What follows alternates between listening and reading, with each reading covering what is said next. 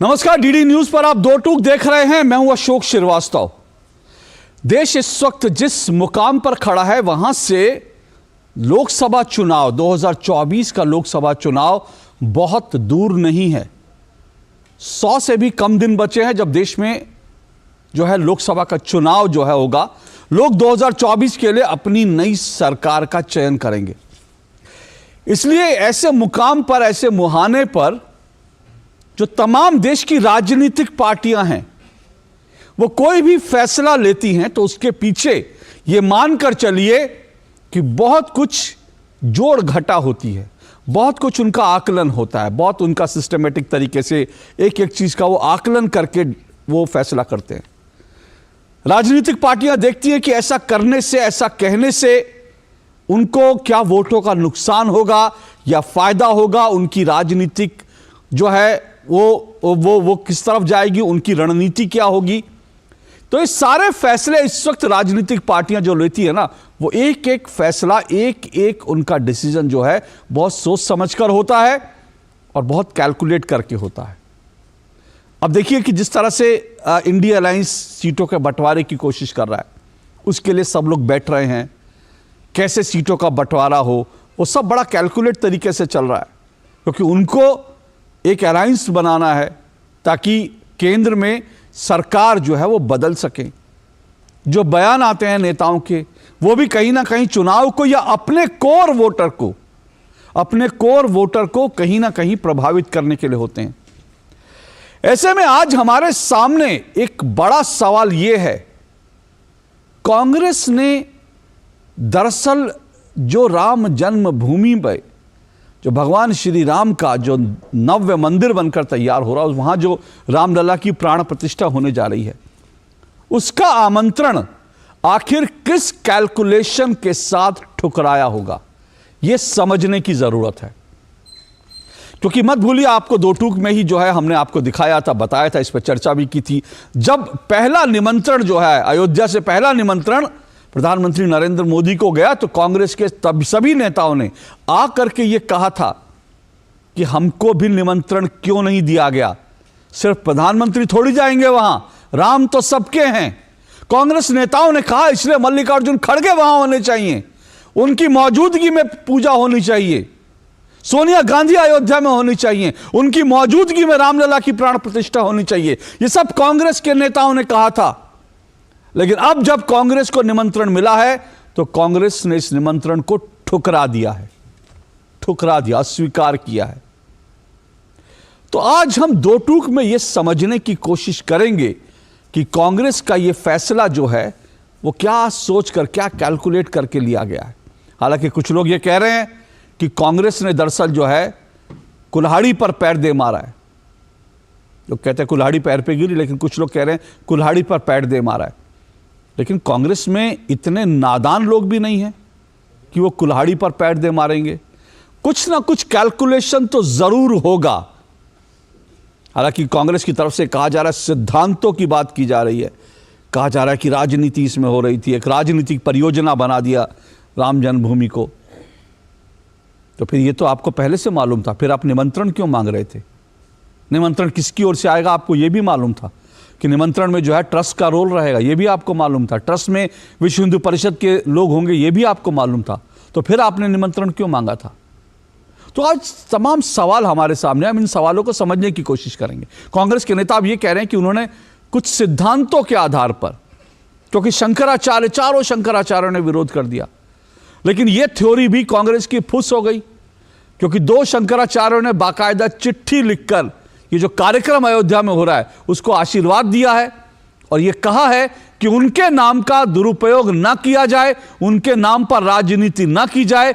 उन्होंने ऐसा कुछ नहीं कहा कि ये जो कार्यक्रम हो रहा है ये गलत हो रहा है और ये नहीं होना चाहिए। दो शंकराचार्यों ने खंडन कर दिया है।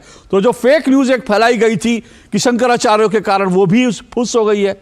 तो फिर सवाल यह है कि आखिर कांग्रेस की क्या मजबूरी है, या कांग्रेस को कहां लग रहा है कि इसमें मजबूती है, ये जो कांग्रेस ने डिसीजन लिया है, क्या राजनीतिक गुणागणित है कांग्रेस का, ये समझने की, जानने की कोशिश करेंगे दो टूक में। इससे पहले कि आगे बढ़े, इस पूरे मसले पर जो बयानबाजी हो रही है दोनों तरफ से, जरा उसको भी देख लीजिए। 500 साल के संघर्ष के बाद भारत का वह स्वाभिमान उभर कर सामने आने जा रहा है। इस अवसर को जो इन्होंने अपने हाथ से गंवाया है, यह कांग्रेस के अंदर का भारतीय संस्कृति, हिंदू धर्म और हिंदुत्व के प्रति जो विरोध है उसको दर्शाता है। विश्व हिंदू परिषद ने कौन सा ठेका ले लिया धर्म का? उनका क्या अधिकार है सारा मंदिर पर? ये हम लोगों का पैसा है, हम लोगों का चंदा है। ये लोग बांटने के अलावा इनके पास कोई काम नहीं। पहले धर्म के नाम पर बांटा हिंदू मुसलमानों को, अब भगवान राम को बांटने की कोशिश कर रहे हैं। कांग्रेस नेतृत्व में ये नैतिक ताकत नहीं है। जो लोग राज्यों में हैं, कांग्रेस के लोग, वो भी कांग्रेस का विरोध कर रहे हैं। कांग्रेस, अब हमको कोई कांग्रेस के खिलाफ नहीं बोलना है और न कांग्रेस को करना। कांग्रेस अपने आप से समाप्त होने वाली पार्टी।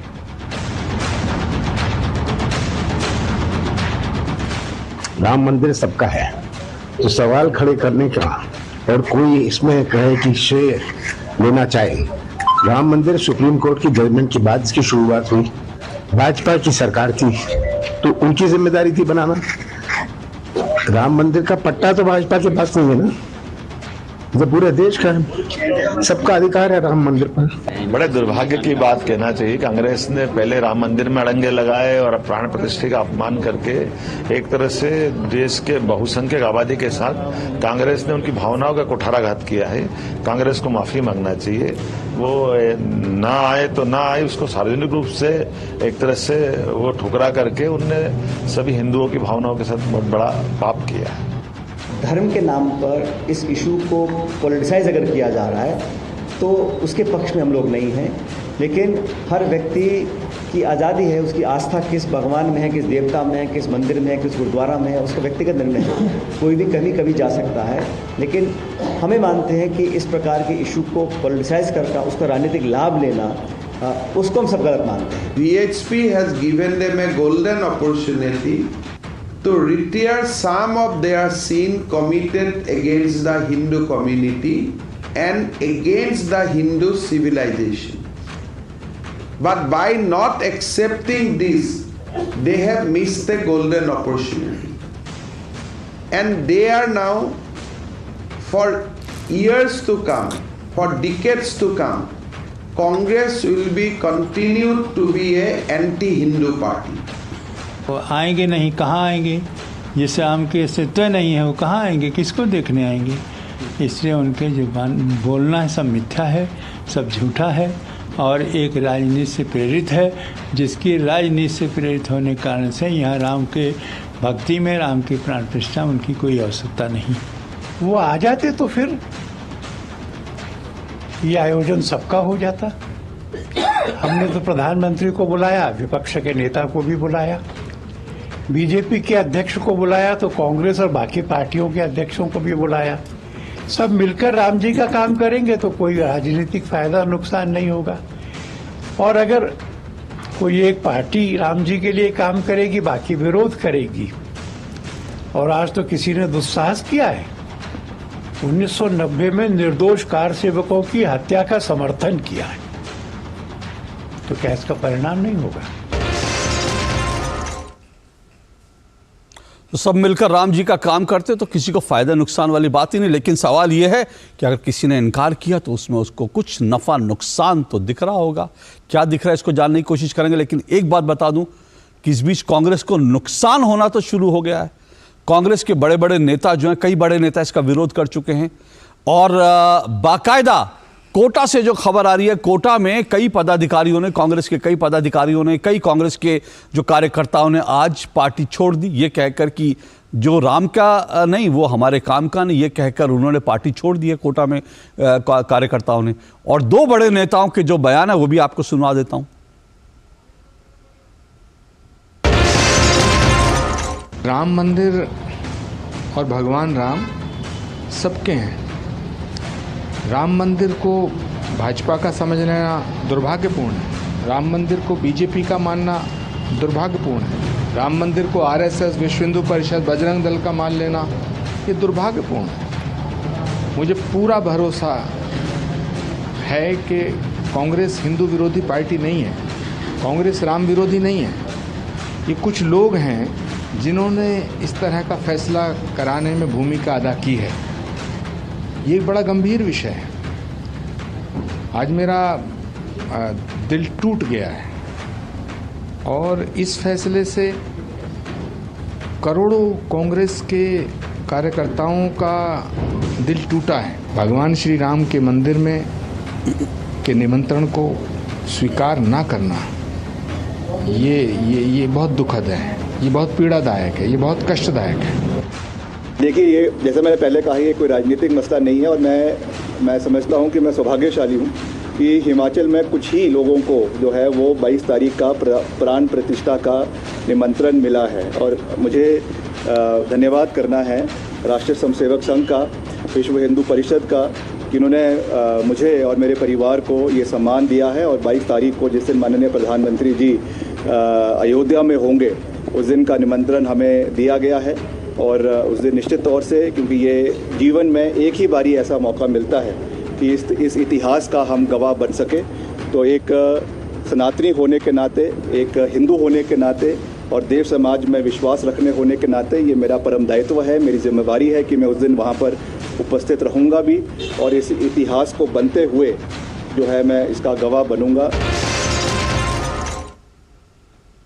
तो जिन दो नेताओं के बयान मैंने आपको सुना, उनमें से एक का प्रियंका गांधी वाड्रा के राजनीतिक सलाहकार रह चुके हैं और दूसरे वीरभद्र सिंह, कांग्रेस के दिग्गज नेता और हिमाचल प्रदेश के पूर्व मुख्यमंत्री, उनके बेटे हैं जो अभी हिमाचल प्रदेश में मंत्री हैं। और इस बीच गुजरात कांग्रेस से भी जो खबरें आ रही हैं, गुजरात कांग्रेस में भी कई बड़े नेता नाराज हैं कि इस तरह का फैसला नहीं लेना चाहिए था। पर क्यों फैसला लिया, इसी को जानने समझने की कोशिश करेंगे। दो टूक में मेरा आज का जो सवाल है वो आपके सामने है। दो टूक में मेरा आज का सवाल, जिस पर आज की चर्चा, आज की डिबेट को मैं आगे बढ़ाऊंगा। मेरा आज का सवाल, अयोध्या नहीं जाएंगे, निमंत्रण ठुकराया, राम का विरोध क्या दिलाएगा 24 में वोट। जी हाँ, अयोध्या नहीं जाएंगे कांग्रेस, निमंत्रण ठुकराया, राम का विरोध क्या दिलाएगा 24 में वोट। ये मेरा आज का सवाल है। और मेरे साथ आज की डिबेट में, आज की चर्चा में 5 मेहमान जुड़ रहे हैं। आइए पांचों मेहमानों का परिचय करवा दूं। मेरे साथ मनीष शुक्ला जी जुड़ चुके हैं, बीजेपी के प्रवक्ता हैं मनीष शुक्ला जी। मेरे साथ तहसीन पूनावाला जी जुड़ चुके हैं, राजनीतिक विश्लेषक तहसीन पूनावाला जी हैं। ऋषि शंकर मिश्रा हैं, राजनीतिक विश्लेषक हैं। मेरे साथ अवधेश कुमार जी हैं, वरिष्ठ पत्रकार हैं, स्तंभकार हैं। और मेरे साथ आज एक बहुत खास लेकिन एक आम जो है पैनलिस्ट भी जुड़े हैं, शोभित अग्रवाल मेरे साथ जुड़ रहे हैं। शोभित अग्रवाल एक देश के आम वैसे व्यक्ति हैं, लेकिन उन्होंने मुझे कुछ ट्वीट भेजे थे, कुछ इन्होंने अपनी कुछ जानकारी भेजी थी और मुझे बड़ा दिलचस्प लगा। इस देश में जो आम लोग हैं ना, उनकी सोच भी बड़ी गहरी होती है।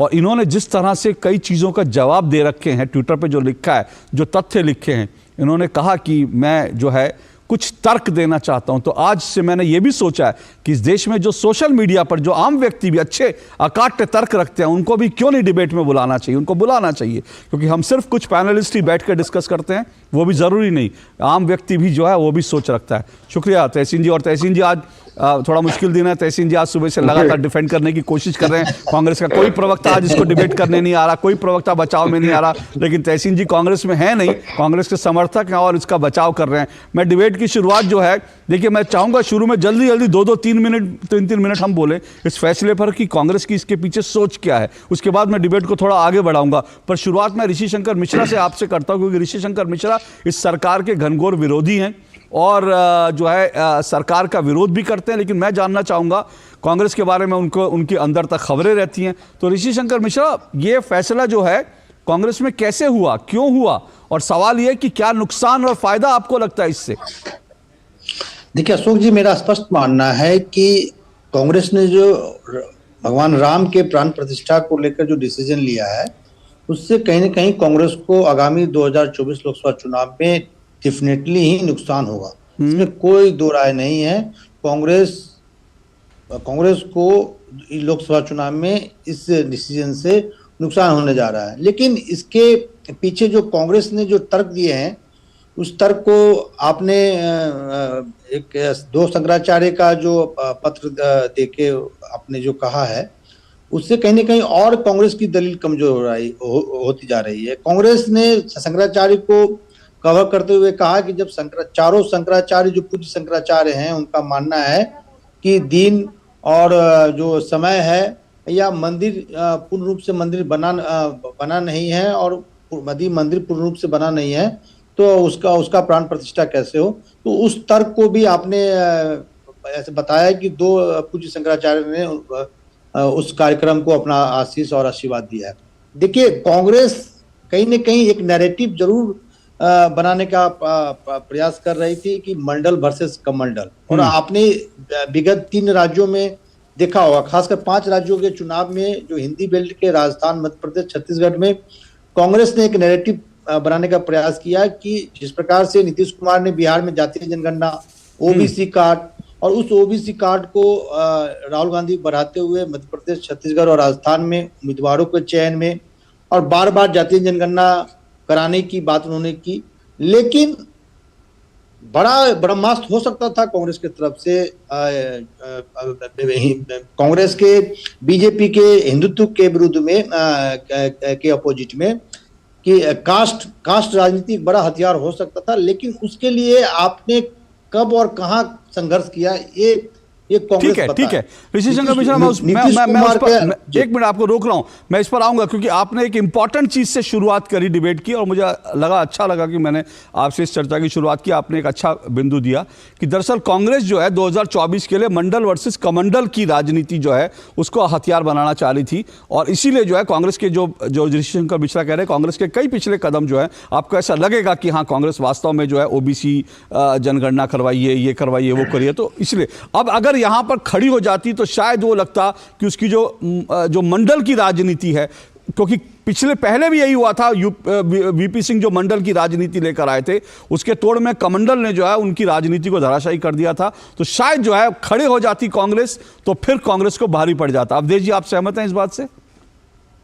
देखिए, ऐसा है कि कांग्रेस की ये सोच हो सकती है, लेकिन ये जो सोनिया गांधी जी और बाकी ठुकराना है, इसमें मुझे आश्चर्य का कोई कारण नजर नहीं आता है।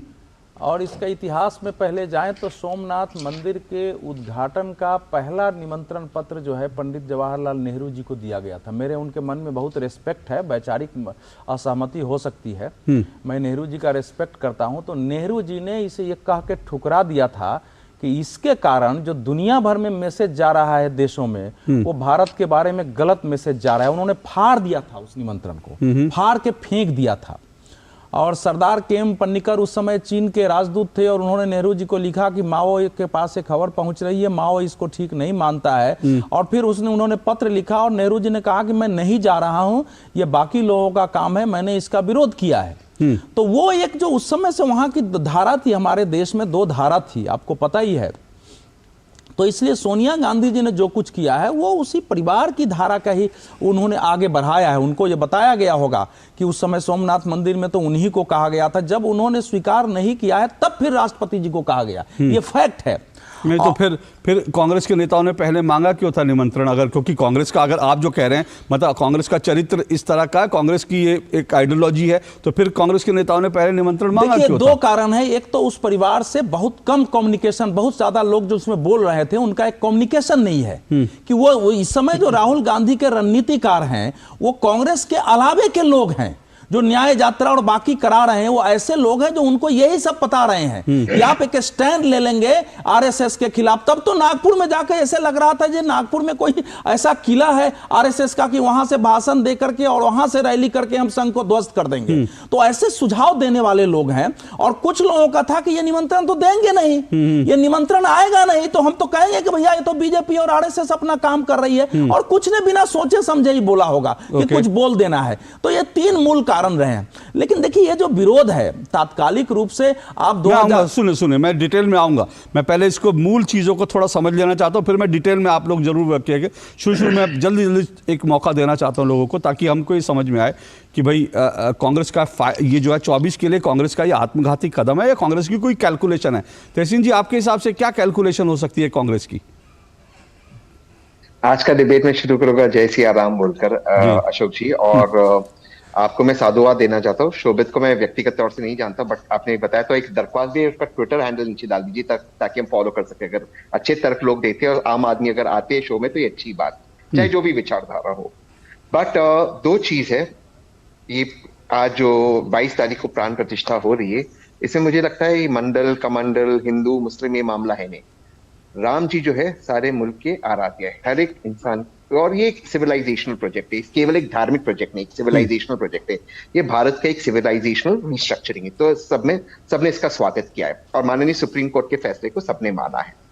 मेरे दो सवाल है, एक ये बात तो फैक्चुअल है कि सारे शंकराचार्य, चारों शंकराचार्य नहीं जा रहे, ये छोड़ दीजिए किसने अब बाद में क्या स्टेटमेंट दिया, जा तो कोई नहीं रहा है, पहली बात। दूसरी बात, नेहरू जी ने क्या किया क्या नहीं किया, उसको भी अगर हम बाजू में रख दें, जब सोमनाथ मंदिर का उद्घाटन हुआ तब वहां पर देश के राष्ट्रपति थे। आज प्राण प्रतिष्ठा का कार्यक्रम, पावन कार्यक्रम हो रहा है, तो देश के राष्ट्रपति वहां पर मौजूद क्यों नहीं? इस देश के संविधान में सबसे ऊंचा स्थान देश के राष्ट्रपति को मिला है।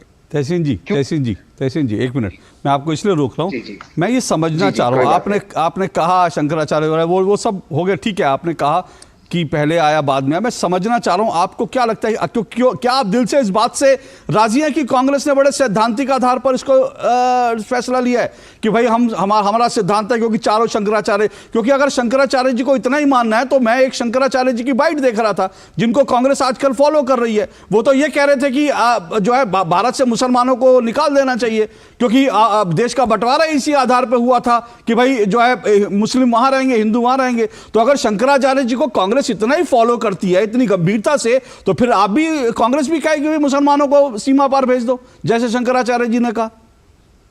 दो चीजें अशोक जी, आपने बिल्कुल सही कहा। वो बात देश के संविधान को लेकर है, संविधान को लेकर जो संवैधानिक बातें वो होगी। ये बात जो है प्राण प्रतिष्ठा का जो ये पावन कार्यक्रम है, ये हमारे ग्रंथों को लेकर, हमारे शास्त्रों को लेकर है, और शास्त्रों का ज्ञान उनसे ज्यादा किसी का नहीं। मैं बड़ी विनम्रता से कह रहा हूं, मेरा नहीं है अशोक जी, आपका नहीं है, भाजपा का नहीं है, ये उनका ज्ञान सबसे ज्यादा है। अगर उनमें से दो कहते हैं कि मंदिर का निर्माण का कार्य अभी पूरा नहीं हुआ है, तो इसलिए कार्यक्रम नहीं होना चाहिए, तो मुझे ये लगता है कि विनम्रता से हम सबको इस चीज को मानना चाहिए। तो आप कह रहे हैं, तहसीन जी माफी चाह रहा हूं मैं, आज तहसीन जी मैं माफी चाह रहा हूं, मैं बार बार सबको टोक रहा हूं, क्योंकि मुझे लगता है थोड़ी सी हम इस डिबेट में आज क्लैरिटी लाने की कोशिश करेंगे। तो आपको लगता है कि इस फैसले का चुनावी गुणागणित से कोई संबंध नहीं है? भाजपा के कुछ नहीं, कांग्रेस का चुनावी भाजपा से आचरण करना चाहती है। ओके, तो आप कह रहे हैं कि कांग्रेस का गुणागणित इसमें कुछ नहीं है, उसने बड़ा सिद्धांतों पर, पूरे मुल्क में ना आपको कहीं एक हिंदू, एक मुसलमान, एक दलित, एक ब्राह्मण कोई नहीं मिलेगा जो 22 जनवरी से दुखी। ठीक है, तो आप कह रहे हैं लोग खुशियां मना रहे हैं, आप कह रहे हैं ये बीजेपी का गुणागणित है, कांग्रेस का। एक मिनट रुकिएगा सर, एक मिनट सब लोग रुकिएगा, मैं मनीष जी देखिए, ये तो जो तहसीन जी कह रहे हैं वो दरअसल लोग ये समझ रहे हैं कि उनको, जैसा अभी अवधेश जी ने कहा, पहले लोगों को लग रहा था कि भाई निमंत्रण आएगा ही नहीं, तो कांग्रेस को लगा कि भाई निमंत्रण आएगा नहीं, आप तो फिर विरोध करेंगे, तो आपने तो उनकी जो राजनीति थी उस पर बिल्कुल वो कर दिया, आपने पहले उनको निमंत्रण का इंतजार करवाया, फिर निमंत्रण देकर उनको फंसवा दिया, अब जो है उन्होंने निमंत्रण अस्वीकार कर दिया, तो आपने पूरी तरह से ट्रैप में फंसा दिया अपनी राजनीति में। वो लोग तो बेचारे शंकराचार्य जी को फॉलो कर रहे थे, आपने राजनीति में उनको फंसा के रख दिया।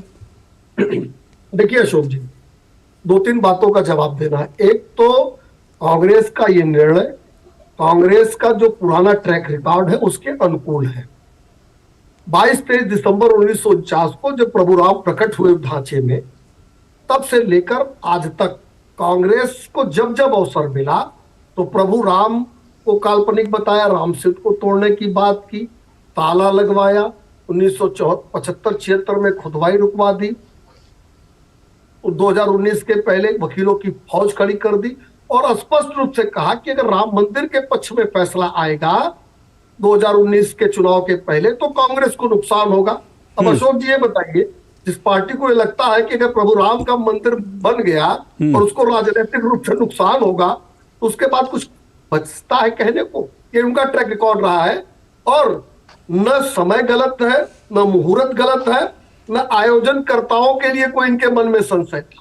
आज नहीं 100 साल बाद अगर वहां प्रभु राम का मंदिर बनने के लिए तारीख तय करा दी जाए तो ये तब भी विरोध करेंगे। दरअसल इनकी सोच वही है जो 1528 में बाबर के सेनापति मीरबाकी की सोच थी, जो मुगलों की सोच थी, जो बाबर की सोच थी। तो क्या आप लोगों ने, मनीष जी, तो क्या आप लोगों ने कांग्रेस की इस सोच को उजागर करने के लिए ये पूरा ये जो है नहीं अभी मैंने इसलिए कहा 2-3 बातों का जवाब दिया। एक तो इसमें कोई आश्चर्य का विषय नहीं, इसलिए मैंने बताया, उनका ट्रैक रिकॉर्ड बताया।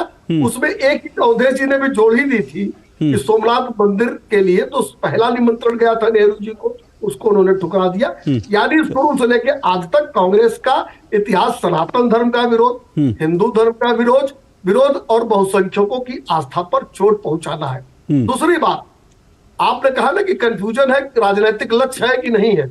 बिल्कुल, इसके पीछे राजनीतिक लक्ष्य है कि घमंडिया गठबंधन में आपस में सिर्फ पटोवल मचा है कि तुष्टीकरण का चैंपियन कौन बनेगा। उत्तर प्रदेश में सपा से इनकी प्रतिस्पर्धा है, वेस्ट बंगाल में इनकी प्रतिस्पर्धा ममता बनर्जी से है, केरल में जहां राहुल गांधी जी है वहां उनकी प्रतिस्पर्धा वामपंथियों से है।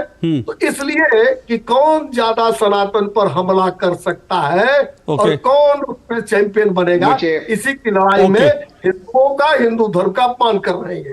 ओके सचिन जी रुकिएगा, शोभित रुकिएगा, मैं मौका दूंगा, मुझे एक ब्रेक लेना, मैं ब्रेक के बाद आता हूं और उसके बाद जो है आप विस्तार से भी अपनी बातें रखने का मौका जरूर दूंगा।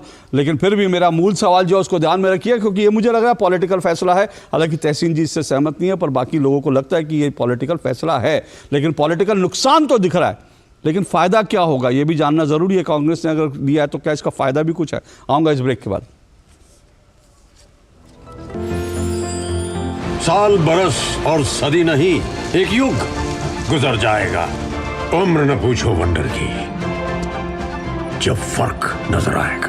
वंडर सीमेंट, फर्क नजर आएगा। कुछ महीने पहले मेरे दोस्त की हेल्थ अचानक खराब हुई और कुछ दिनों में ही उसकी डेथ हो गई। उसने पॉलिसी बाजार से टर्म लाइफ इंश्योरेंस लिया हुआ था। मैंने पॉलिसी बाजार को कांटेक्ट किया, उनकी टीम ने क्लेम दिलाने में उसकी पेरेंट्स की पूरी हेल्प की। क्लेम के टाइम पे आपकी हेल्प के लिए हमेशा तैयार। पॉलिसी बाजार, 1 करोड़ का टर्म लाइफ इंश्योरेंस सिर्फ 470 रुपए महीने से शुरू।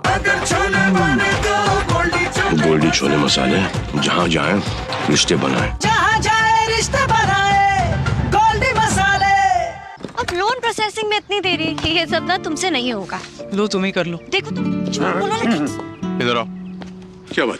फाइनेंशियल एसेट्स का प्रमाण देना है, इस वजह से लोन अटका है। देखो, अकाउंट एग्रीगेटर से जुड़ो। अकाउंट एग्रीगेटर बैंक इत्यादि के पास उपलब्ध आपकी वित्तीय जानकारी को आपकी स्पष्ट सहमति से ऋण देने वाली वित्तीय संस्थाओं से साझा करता है। पापा, it was so easy. RBI कहता है जानकार बनिए, सतर्क रहिए। सर, बेरी पुलाव ट्राई करो, मस्त है। कैसा है? अरे उसको काहे को घूरता है? टिप्स इग्नोर करने का, अपना दिमाग लगाकर ऑर्डर देने का। मार्केट का स्टॉक टिप्स बहुत लोग देता है, डेंजरस हो सकता है। कंपनी और रिस्क पूरा समझने का, फिर इन्वेस्ट करने का। समझ कर इन्वेस्ट कर। हो बिजनेस बढ़ाना, गुड़िया को पढ़ाना या मिसेस के साथ वेकेशन, लो मुथूट फाइनेंस गोल्ड लोन, भरोसा इंडिया का। मुथूट फाइनेंस भारत का नंबर 1 सबसे भरोसेमंद financial services brand. Gold loan के लिए अभी कॉल करें 1-800-313-1212। मेरे शेर तैयार है ना? हाँ यार। चल आजा मेरे शेर, आजा। क्या सिखाया था मैंने? क्या होती है असली मर्दानगी? प्यार के साथ संयम, मर्द पे कंडू मारना। शाबाश। और मैंने क्या सिखाया था? क्या होती है छिछोरों की निशानी? कि पहले साल में बच्चे करते हैं। और जो मैंने कहा था भूल गया? नहीं, याद है ना कि पहले परिवार नियोजन की बात, फिर सुहागरात। सही बात।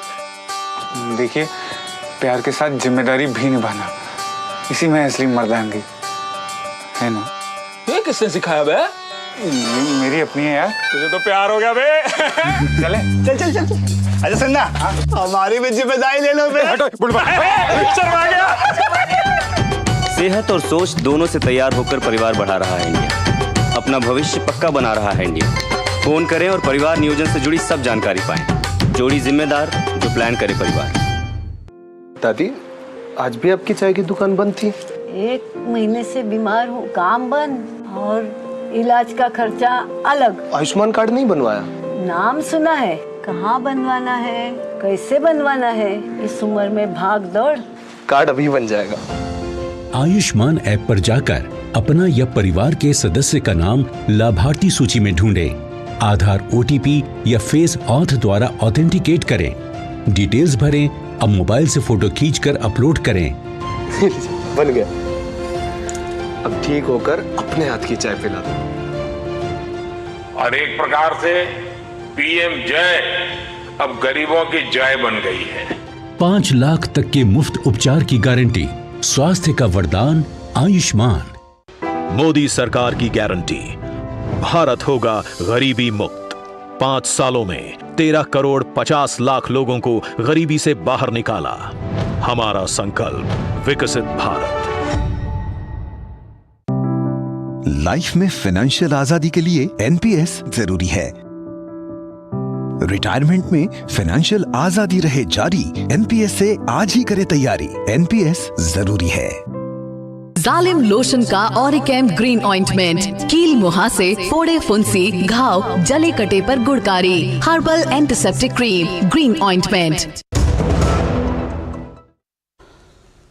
दो टूक आप देख रहे हैं। दो टूक में हम चर्चा कर रहे हैं कि राम का विरोध क्या 24 में दिलाएगा वोट। कांग्रेस ने जो राम जन्मभूमि का जो मंदिर का प्राण प्रतिष्ठा कार्यक्रम का जो आमंत्रण आया था उसको ठुकरा दिया है, और उसी को लेकर हम बात कर रहे हैं कि क्या इससे कांग्रेस को फायदा होगा, नुकसान होगा। आखिर कुछ तो कांग्रेस ने सोच कर किया होगा। 5 मेहमान मेरे साथ जुड़े हुए हैं और मनीष शुक्ला BJP से जुड़े हुए हैं, तहसीन पूनावाला राजनीतिक विश्लेषक हैं, ऋषि शंकर मिश्रा राजनीतिक विश्लेषक हैं, अवधेश कुमार वरिष्ठ पत्रकार हैं, स्तंभकार हैं, और शोभित अग्रवाल मेरे साथ जुड़े हुए हैं। एक नए मेहमान है और वो सोशल मीडिया पर लिखते हैं और आज पहली बार वो किसी टीवी डिबेट में जुड़े हैं।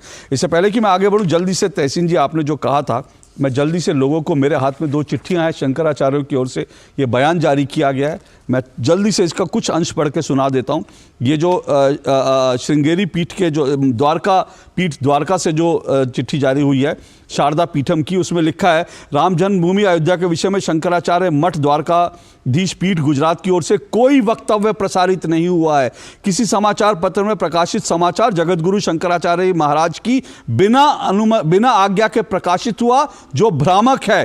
राम जन्मभूमि प्राप्त करने के लिए रामालय ट्रस्ट और राम जन्मभूमि पुनरुद्धार समिति के माध्यम से हमारे गुरुदेव भगवान ने अनेकानेक प्रयास किए। लगभग 500 वर्षों के बाद विवाद समाप्त हुआ। यह सनातन धर्मावलंबियों के लिए प्रसन्नता का अवसर है। हम चाहते हैं कि अयोध्या में होने वाले परमात्मा श्री राम के प्राण प्रतिष्ठा समारोह के सभी कार्यक्रम वेद शास्त्रानुसार धर्मशास्त्रों की मर्यादा का पालन करते हुए विधिवत संपन्न हो, ऐसी भगवान द्वारकाधीश से प्रार्थना है। और दूसरी चिट्ठी जो है वो भी आपको बता देता हूं, जो दरअसल शारदा पीठम से, जो श्रृंगेरी से है, श्रृंगेरी से जो चिट्ठी है उसमें साफ तौर पर यह लिखा है कि ये सभी आस्तिकों के लिए अत्यंत हर्षप्रद है। ये जो 22 तारीख को कार्यक्रम हो रहा है, वो लिखे हैं कि ये जो कुछ धर्म द्वेषियों ने मीडिया में, सोशल मीडिया में, और वो साइट के भी नाम दिए हैं कि वहां जो उपयोग करते हुए और ये जो है इस तरह की चिट्ठी डालकर लोगों को भ्रमित करने का काम किया है। ऐसा कोई संदेश उन्होंने नहीं दिया। यह केवल धर्म द्वेषियों का मिथ्या प्रचार है। इसीलिए सभी आस्तिकों से अनुरोध है कि ऐसे अप्रमाणिक दुष्प्रचार पर ध्यान नहीं दें। और साथ साथ ये भी कहा है कि ये जो कार्यक्रम हो रहा है इसमें अधिक संख्या में यथा योग्य भाग लेकर सभी आस्तिक भगवान श्री रामचंद्र जी के कृपा पात्र बनकर कृतार्थ होवें। तो ये शंकराचार्य जी ने, 2 शंकराचार्य जी ने खास तौर पे कह दिया कि भाई मेरे बारे में, हमारे बारे में भ्रामक खबर फैलाई गई। तहसीन जी जल्दी से। जी 2 चीज कहना चाहता। मैं दोनों शंकराचार्य जी का बहुत आदर करता, सभी के सामने सर झुकाता हूँ, लेकिन मैंने तो वो आ रहे नहीं आ रहे उस पर नहीं कहा। मैंने ये बताया कि चारों नहीं आ रहे, इसकी ये सच्चाई है। देश के राष्ट्रपति नहीं आ रहे, ये सच्चाई है। मैं इसमें नहीं जा रहा किसने क्या कहा। मैंने कहा जो सच्चाई में सिर्फ उतने आपके शो पे बयान कर रहा हूं। अब जो बीजेपी के प्रवक्ता शुक्ला जी ने कहा, मैं थोड़ा सा उस पर बता दूं, प्लीज मुझे इंटरप्ट करना। 2-3 चीज। एक तो ये बार आरोप लगाती है भाजपा, और जो सही आरोप है, और कांग्रेस की गलती भी हुई थी कि राम जी काल्पनिक है, ऐसा एफिडेविट दिया था, बिल्कुल सही कहा, और उस एफिडेविट को विड्रॉ भी कर दिया राम सेतु को लेकर। अशोक जी आपको जानकर हैरान हो गए, आप जानकर ये हैरान हो गए कि डॉक्टर जितेंद्र सिंह जी को जब राम सेतु के बारे में राज्यसभा में पूछा गया था, जितेंद्र सिंह जी ने इसका उत्तर दिया राज्यसभा के अंदर कि सैटेलाइट से हमें कुछ समझ में नहीं आता है। और बार मौजूदा चीफ जस्टिस चंद्रचूड़ जी वर्तमान सरकार से पूछ रहे हैं राम सेतु पे आपका क्या स्टैंड है, क्योंकि सुब्रमण्यम स्वामी चाहते हैं इसको नेशनल हेरिटेज डिक्लेयर किया जाए। इन्होंने एफिडेविट पर कुछ नहीं कहा है, क्योंकि ऐसा कोई सगा नहीं जिसको भाजपा नहीं ठगा नहीं। ठगने की बात करते, राम जी काल्पनिक है, यही बात, मां सीता का जन्मस्थान काल्पनिक है, ऐसा महेश शर्मा जी ने पार्लियामेंट के अंदर कहा था। और सिर्फ यही नहीं कहा था, मां सीता के मंदिर के लिए, उसके निर्माण के लिए वर्तमान केंद्र सरकार ने उतने पैसे दिए जितना वर्तमान प्रधानमंत्री जी के प्रेस तहसीन जी मुझे लगता है, सुनिए मेरी बात, एक मिनट मेरी बात सुनिए।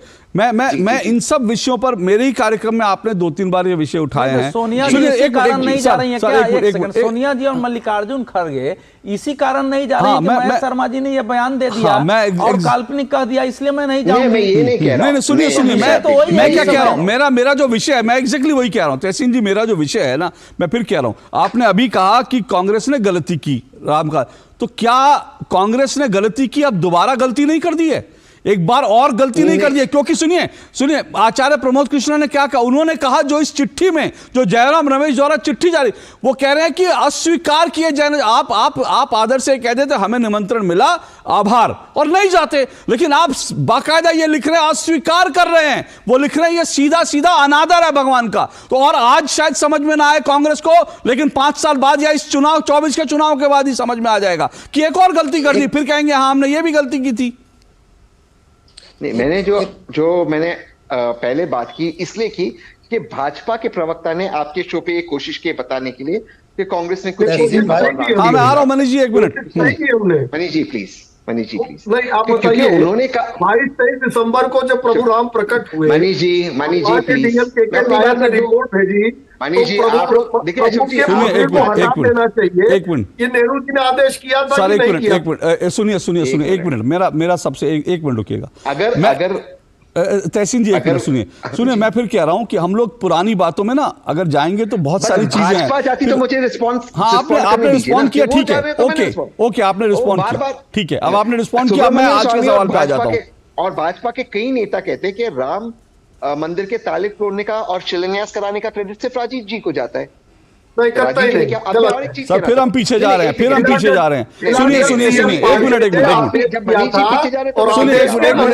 हम फिर पीछे जा रहे हैं। अब मैं आपको सुनिए, अब मैं आपको एक चीज और बता दूं, हम पीछे जाएंगे ना, मैं फिर कह रहा हूं, मैं आजकल वर्तमान सरकार की बात कर रहा हूं। नहीं सर 1 मिनट रुकिए, फिर यहां सरकार से कोई मतलब नहीं है। मैं कह रहा हूं राम जन्मभूमि से निमंत्रण आया है, निमंत्रण सरकार ने नहीं दिया। 1 मिनट तहसीन जी रुकिए 1 मिनट, ये निमंत्रण सरकार का नहीं आया, राम जन्मभूमि का निमंत्रण आया है। तो सरकार क्या कर रही है, मेरे लिए आज विषय वो नहीं है, बीजेपी ने क्या कहा, कांग्रेस ने क्या कहा, वो विषय नहीं है। लेकिन फिर भी मैं आज एक तथ्य दर्शकों की जानकारी के लिए रख दूं, क्योंकि मैंने आपको बताया था, अच्छी तरह से बताया था कि 6 दिसंबर को मैं भी वहां पर था, जब 6 दिसंबर को बाबरी ढांचा गिराया गया, मैं खुद रिपोर्टिंग कर रहा था और मैंने अपनी पुरानी रिपोर्ट्स निकाल कर देखी। तो आज मैं एक बात आपको बता दूं, ये जो 6 दिसंबर हुआ, इसके पीछे दरअसल कहीं ना कहीं कांग्रेस की उकसाने वाली कार्रवाई थी। क्यों, मैं आपको यह बता देता हूं।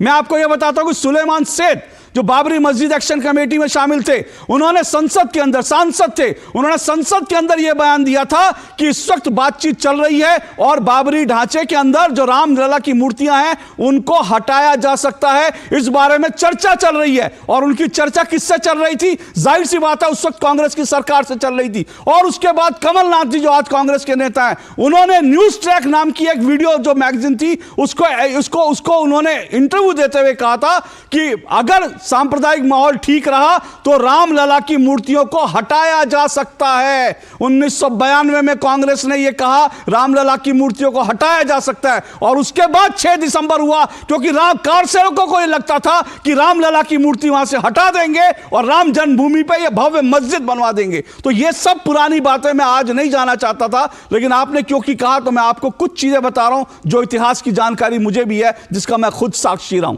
एक बात रुकिए, शोभित अग्रवाल, इस पूरी डिबेट को आप कैसे देख रहे हैं आज की तारीख में? सर सबसे पहले तो नमस्कार, जय श्री राम, और अब ये मौका देने के लिए बहुत बहुत धन्यवाद जी। मैं ये कहना चाहता हूँ, जब से कांग्रेस ने निमंत्रण अस्वीकार किया है तो तब से उसके सभी प्रवक्ता एक ही तर्क दे रहे हैं। और जैसे तहसीन पूनावाले जी ने तर्क दिए कि ज्योतिर्लिंग के सभी जो धर्माचार्य हैं चारों के, उनका कहना है कि जब तक मंदिर पूर्ण नहीं हो जाता तब तक धर्म विरुद्ध है। हाँ, इनकी आवाज जरा ठीक कर दीजिए। वो कह रहे हैं कि कांग्रेस की तरफ से कहा जब तक मंदिर पूर्ण नहीं हो जाता, धर्मशास्त्रों में ऐसा लिखा है जी। हाँ। तो मेरा कहना है कि आप सनातन इतिहास में देख लीजिए, काफी ऐसे वो मिलेंगे प्रमाण जहाँ पहले स्थापना हुई और उसके बाद प्राण प्रतिष्ठा हुई, पूजन हुआ, मंदिर कहीं बाद में जाकर निर्माण हुआ। जैसे रामेश्वरम में भगवान राम द्वारा शिवलिंग की स्थापना की गई थी, प्राण प्रतिष्ठा बाद में हुई पूजा, और उसके कहीं बाद जाके मंदिर निर्माण हुआ। ऐसे गौतम ऋषि द्वारा त्र्यंबकेश्वर में, ऐसे ही भगवान कृष्ण द्वारा केदारनाथ जी में, और मार्कंडेय ऋषि द्वारा उज्जैन महाकाल में।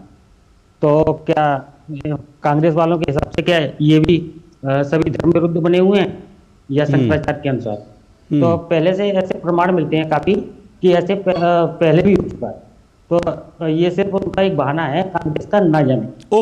ओके शोभित जी रुकिए, मैं फिर कह रहा हूं, शोभित जी ने सिलसिलेवार तरीके से ये चीजों का विस्तृत वर्णन किया अपने सोशल मीडिया पर कि देखिए कौन कौन सी जगह पर जो है ऐसे हुआ कि पहले जो है प्राण प्रतिष्ठा हुई, उसके बाद वहां मंदिर बना। एक नहीं, ऐसे दर्जनों उदाहरण है, और वो भगवान श्री कृष्ण की बात कर रहे हैं, भगवान श्री राम की बात कर रहे हैं। तो मैं अगर कहूं, मैं कोई कंपैरिजन नहीं करना चाहता, लेकिन क्या भगवान श्री कृष्ण भगवान श्री राम से ज्यादा आज के धर्माचार्य जानते हैं क्या धर्म को? ये सवाल जो है उठना बड़ा लाजमी है। जल्दी से रिस्पॉन्ड कीजिए, फिर मैं आगे बढ़ूंगा।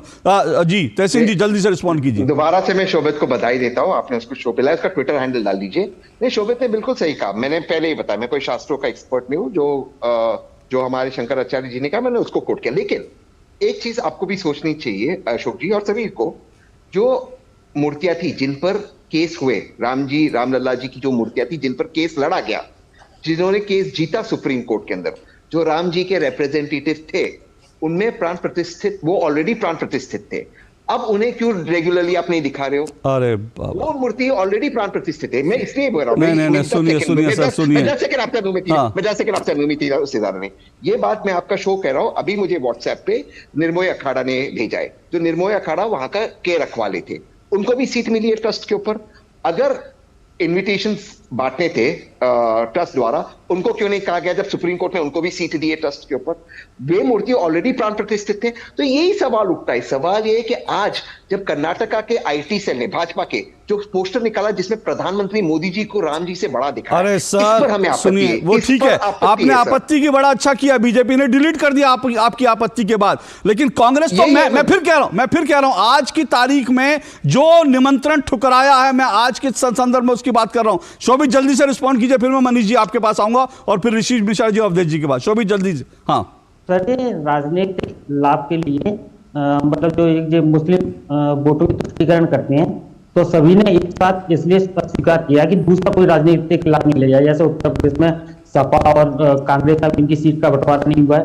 अगर केवल सपा मना करती और कांग्रेस आने का घोषणा करती, तो उसे डर था कि कहीं आने वाले चुनाव में अगर उनका गठबंधन नहीं होता है तो उसका लाभ मतलब सपा न ले ले। और यही डर सपा को है, और यही और ऐसे ही बंगाल में मतलब सभी को आपस में डर है। पहले तो लोगों का ही आपस में सामंजस्य नहीं है, सबको एक दूसरे से खतरा है। ओके शोभित, तो शोभित ये कह रहे हैं कि दरअसल जो है जो एक वोट बैंक है, उस वोट बैंक में हिस्सेदारी जो है सबकी रहे, वो कहीं ना कहीं उसका एक कारण है। मनीष जी रिस्पॉन्ड कीजिए, फिर मैं ऋषि जी और अवधेश जी के पास आऊंगा। जी देखिए अशोक जी, मैंने पहले ही कहा कि न समय गलत है, न मुहूर्त गलत है, न इनको इसमें कोई संशय है कि कार्यक्रम करता कौन है। सरकार माननीय न्यायालय के द्वारा जो डायरेक्शन थे, उस डायरेक्शन के तहत ट्रस्ट इस कार्यक्रम को कर रहा है, इसमें भी संशय नहीं। आज 100 साल बाद अगर प्राण प्रतिष्ठा का समय निश्चित हो जाए तो कांग्रेस उस समय में विघ्न डालेगी, क्योंकि इनकी सोच मुगलिया और बाबर से प्रेरित है। मैं इसको इसलिए दोबारा रिपीट कर रहा हूं, ये कंफ्यूजन पैदा कर रहे थे कि वेदों की बात कर रहे हैं, पुराणों की बात कर रहे हैं, शास्त्रों की बात कर रहे हैं और उपनिषद की भी बात कर रहे हैं और सारी बातें करेंगे, लेकिन प्रभु राम के मंदिर में ये नहीं जाएंगे। और इनको ध्यान में होगा कि 20, 22 और 23 दिसंबर से अनवरत वहां पूजा अर्चना हो रही है। चलिए, आज के पहले कब गए? नेहरू गांधी परिवार से ये नेहरू जी गए, इंदिरा जी गई, कि राजीव जी गए, कि राहुल जी गए, कि सोनिया जी गए, कि प्रियंका वाड्रा गई। दरअसल ये लड़ाई केवल और केवल पॉलिटिकल है। कांग्रेस की तरफ से आपस में ये सबसे बड़ा तुष्टीकरण का चैंपियन कौन बनेगा, कौन उन वोटों को हासिल करेगा, इसके लिए ये हिंदू धर्म के खिलाफ। मनीष जी, ये तो मतलब लोगों को समझ आ रहा है कि ये फैसला जो है, फिर कांग्रेस के कई नेताओं को समझ में आ रहा है, फिर कुछ तो कैलकुलेशन होगी ना कांग्रेस की। सिर्फ 20% वोट से थोड़ी कांग्रेस देश में सरकार बना लेगी। देखिए तहसीन जी, माने ना माने, कांग्रेस को यह पता है कि 24 में उनके लिए कोई वैकेंसी नहीं है, तो अब ये लड़ाई है कि जो कुछ बचा है उसी में लड़ लिया जाए। ओके। उत्तर प्रदेश में कौन सी लड़ाई है, पश्चिम बंगाल में कौन सी लड़ाई है, ओके, तो उसी की लड़ाई ये लोग लड़ रहे हैं। ठीक है। फिर से मैं कहूंगा, कोई कंफ्यूजन इनको नहीं है। 100 साल बाद मुहूर्त रख दीजिए, ये कांग्रेस और कांग्रेस को लोग नहीं आएंगे। ओके, चलिए मैं एक ब्रेक ले रहा हूं। ब्रेक के बाद ऋषि जी और अवधेश जी, रुकिएगा, मैं बहुत देर से ऋषि जी और अवधेश जी के पास गए, ब्रेक के बाद उनके पास आऊंगा। समझना जरूरी है, फिर कांग्रेस और बीजेपी से इतर समझना जरूरी है कि इसका कांग्रेस का क्या कैलकुलेशन है, इस ब्रेक के बाद।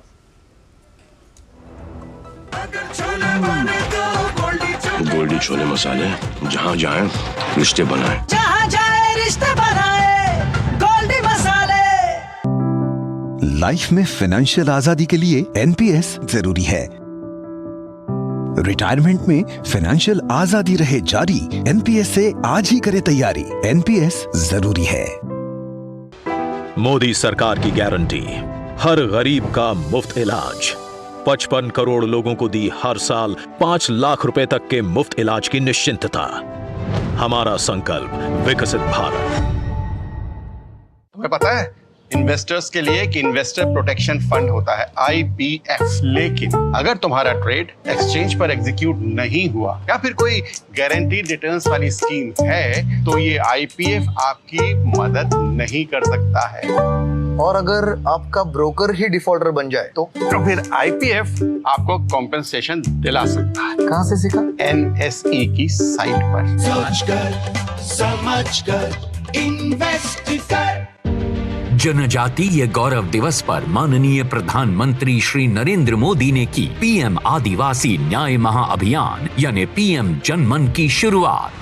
24,104 करोड़ रुपए से 28 लाख आदिवासियों को अब मिलेगा अनेक सरकारी योजनाओं के लाभ के साथ साथ अपने सपनों का पक्का घर, पक्की सड़क, बिजली, नल से जल और आयुष्मान भारत के तहत मुफ्त इलाज की सुविधा। वही देख, पवन आ गया। पवन वहाँ क्यों बैठा है? तुझे उसे टीबी है। और भाई लास्ट बेंच को मजा अकेले अकेले। पता है ना मुझे टीबी है। चल चल, तुझे पता है ना इलाज का असर शुरू होने के बाद टीबी के इन्फेक्शन का डर नहीं रहता। टिफिन में क्या है?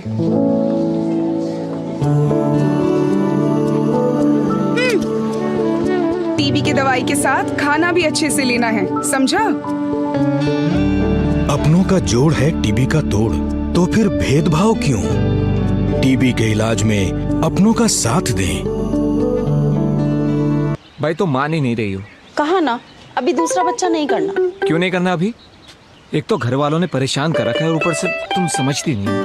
सुनती हो, पप्पू मिला था।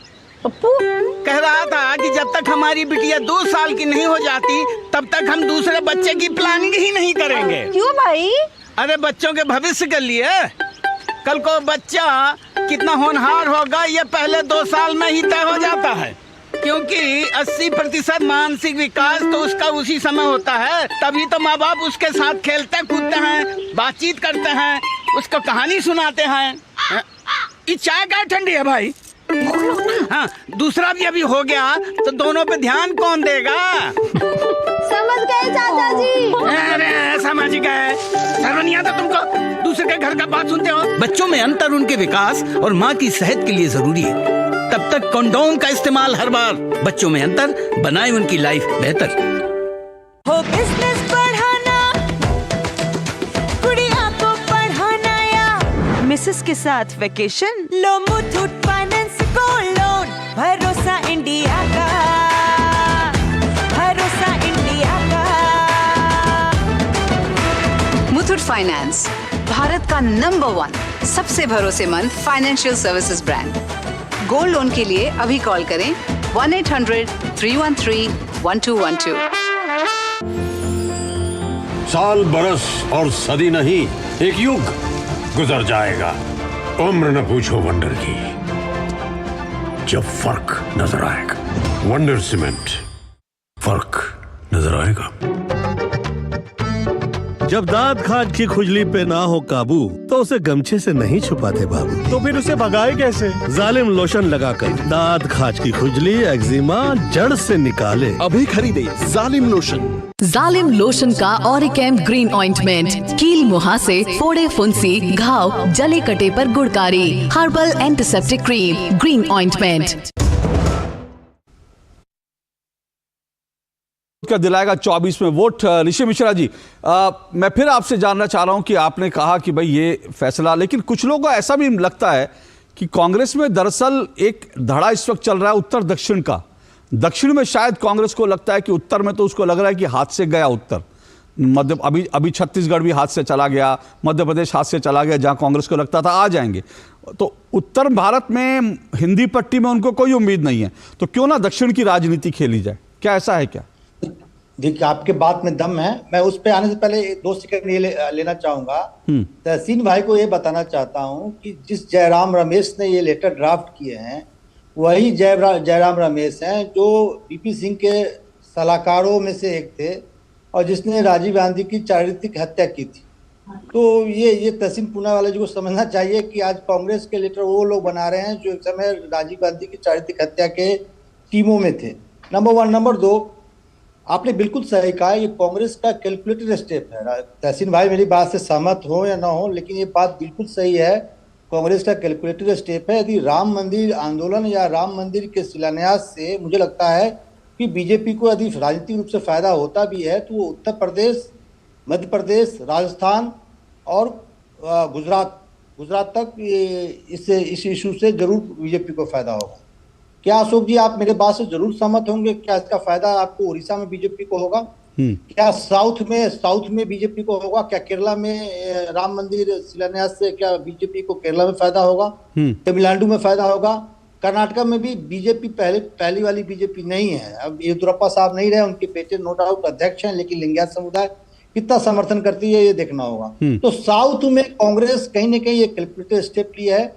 कांग्रेस कहीं ना कहीं अति पिछड़ा जो वोट बैंक है उस पर फोकस करने जा रही है। और जो ये पद यात्रा राहुल गांधी का हो रहा है वो करीब 300 सीटों से ये पद यात्रा 300-325 सीटों से, उसमें आप देखिए महाराष्ट्र एक इंपॉर्टेंट फैक्टर है। बिहार में आप माने न माने, बिहार में एनडीए के बनिस्बत इंडिया गठबंधन अभी मजबूत है और नीतीश कुमार ने जिस प्रकार से जाति ओके राज्यवार हम कैलकुलेट करेंगे, लेकिन आपने एक इंपॉर्टेंट बात कही, वो ये कि एक बात जल्दी से और अवधेश जी हमारे बड़े भाई हैं। अवधेश जी को जानना चाहिए कि सोमनाथ प्रकरण के बावजूद भी कांग्रेस 3 बार लगातार चुनाव जीती थी। ओके, ठीक है, अवधेश जी मत भूलिएगा। अवधेश जी रिस्पॉन्ड कीजिए। और आपका आखिरी, क्योंकि अवधेश जी लगातार इस बात को कहते रहे हैं मेरे शो में भी कि कांग्रेस को दरअसल वामपंथी एक टोली है, एक गैंग है, उसने घेर लिया है, ये लगातार कहते रहे। वही बात आज आचार्य प्रमोद कृष्णन भी कह रहे हैं। जी देखिए, इस समय हमारे सामने कई बात आई है, छोटे छोटे। पहली बात तो ये आई है कि जैसे शोभित ने कहा, जो सोमनाथ मंदिर है उसकी नींव 8 मई 1950 को पड़ी और 11 मई 1951 को डॉक्टर राजेंद्र प्रसाद ने उसकी प्राण प्रतिष्ठा की और मंदिर पूरी तरह बन के तैयार हुआ 1962 में। मंदिर उस समय तैयार नहीं था। ऐसे अनेक उदाहरण है। आज भी आप चलेंगे तो कहीं शिवलिंग डाल दिया जाता है, हनुमान जी की मूर्ति बना दी जाती है, मंदिर बनते रहते हैं। ये तो कोई प्रश्न ही नहीं। मूल बात यह है कि गर्भगृह का कर्मकांडीय तरीके से संपूर्ण रूप से निर्माण हुआ है कि नहीं, उसके बाद के मंदिर अपने बनते रहते हैं कि वो उदाहरण नहीं, तो उतना काम उसमें हो गया है। और जो शंकराचार्य जी विरोध कर रहे हैं, देखिए शंकराचार्य जी को उनका अपना अधिकार है, वो विरोध करें, उसमें हमको कोई कहना नहीं। लेकिन जब टेंट में राम जी पड़े हुए थे, अगर इसी तेवर से शंकराचार्य जी सामने आए होते कि ये टेंट में अधार्मिक काम है, ये धर्म विरोधी है, टेंट में राम जी कैसे रह सकते हैं, इनकी सही ढंग से प्राण प्रतिष्ठा हो, तो शायद आज उनकी आवाज का महत्व होता। उस समय नहीं आए थे वो, इसलिए वो बोलेंगे, लेकिन उनसे देश प्रभावित नहीं होगा। और 4 मूल शंकराचार्य हैं, लेकिन इस देश में अलग अलग पंथों के अलग अलग शंकराचार्य भी हैं। ये 4 मूल पीठ के शंकराचार्य हैं, वो अलग है, लेकिन अलग अलग पीठों के शंकराचार्य वो सब शामिल हो रहे हैं उसमें। और 4,000 से ज्यादा साधु संत शामिल हो रहे हैं।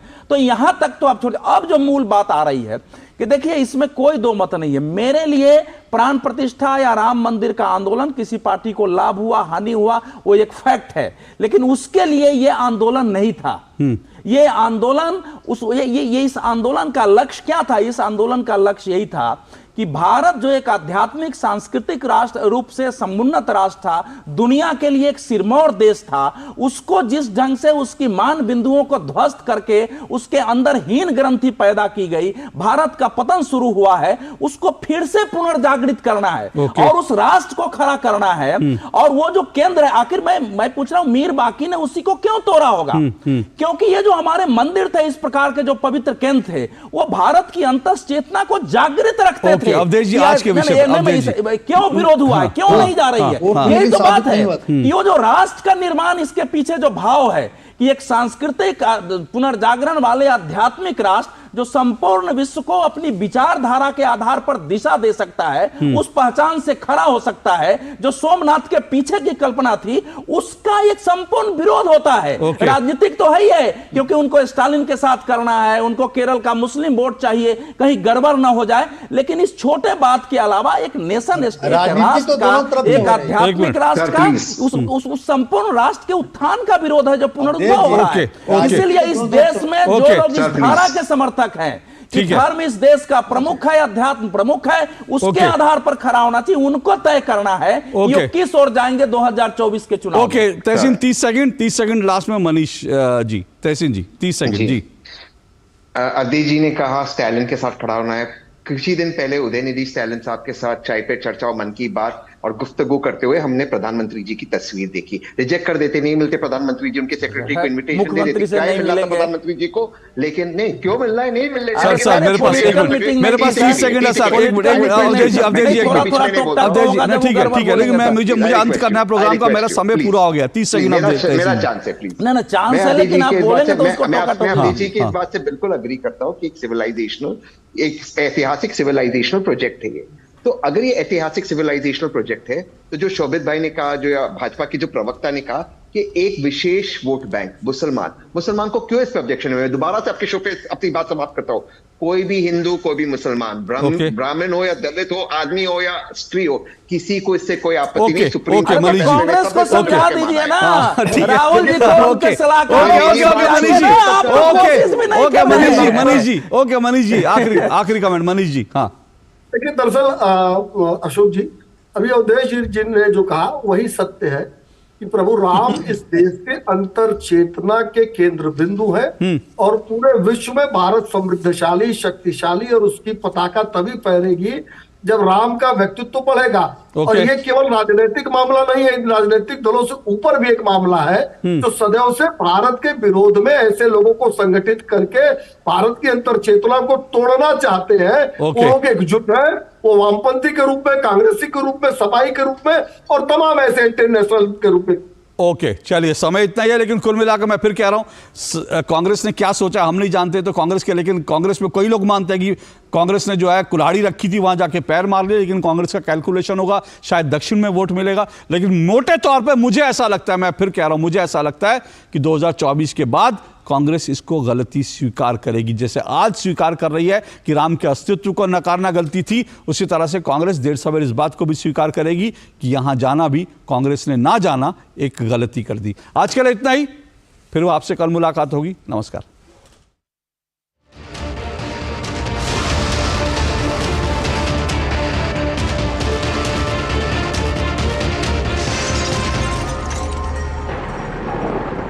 दो टूक के प्रायोजक थे वंडर सीमेंट इस्तेमाल कीजिए, फर्क नजर आएगा।